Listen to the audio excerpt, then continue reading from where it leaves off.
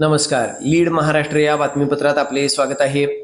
कवठेमंकाळ तालुक्यातील कोकळे येथील ग्रामविकास अधिकारी बजरंग भुरुटे यांच्या कार्यकाळातील झालेल्या कामांची चौकशी व्हावी, ग्रामस्थांची मागणी.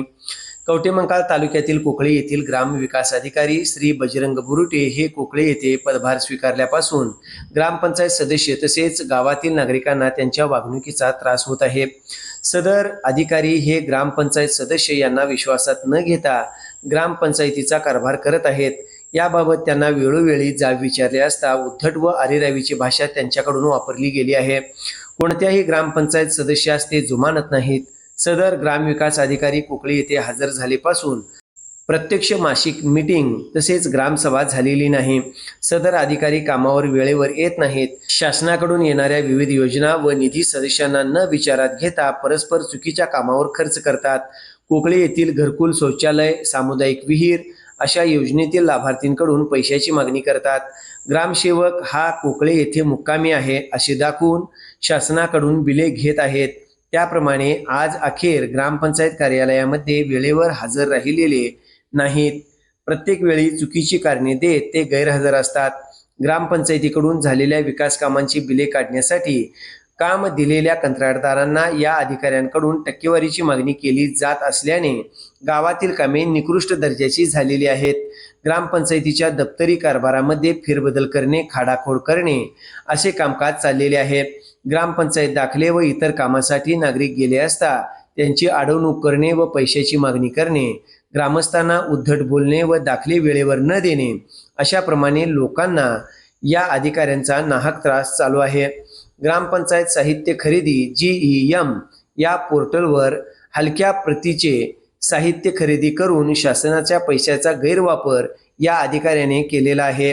या सर्व बाबींचा उल्लेख करत कोकळे गावातील ग्रामस्थ तसेच ग्रामपंचायत सदस्य यांनी या अधिकाऱ्याविरोधात मुख्य कार्यकारी अधिकारी जिल्हा परिषद सांगली यांच्याकडे तक्रारी अर्ज दिला असून सदर अर्जाची योग्य ती चौकशी करून संबंधित अधिकाऱ्यावर योग्य ती कारवाई व्हावी अथवा दोषी आढळल्यास बदली किंवा बडतर्फ करण्यात यावे अशी मागणी देखील या अर्जाद्वारे करण्यात आली आहे. आमच्या गावचे जे ग्रामसेवक आहेत आज गेली 5 वर्षे कार्यरत आहेत.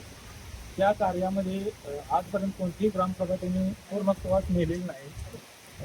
त्यानंतर आमचे जे सदस्य आम्ही निवडून दिलेले आहेत ते त्यांना विचारणा करत असता त्यांच्या अंगावरती जाऊन तुम्हाला काय त्यातनं कळते, तुम्ही सही करायला जावा अशी त्यांची उत्तरे असतात.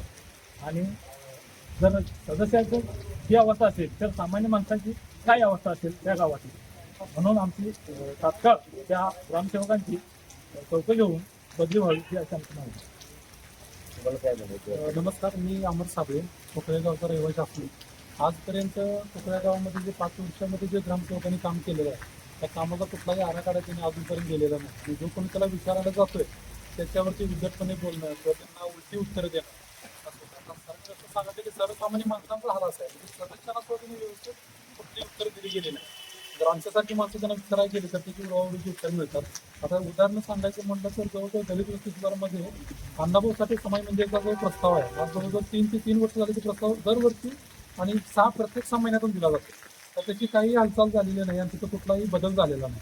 अशाच गावामध्ये भरपूर काम आहे. त्याच्यामुळे हा ग्रामसेवक आहे, ग्रामसेवकाची बदली व्हावी एवढीच आमची मागणी आलेला आहे. आणि त्याचा खर्च किती झाला ह्याची कधी आम्हाला माहिती लागून दिलेली नाही आहे. आणि जेव्हा आम्ही कधी मिटिंगला जातो त्या टायमाला ते ग्रामसेवक हजरच नसतात.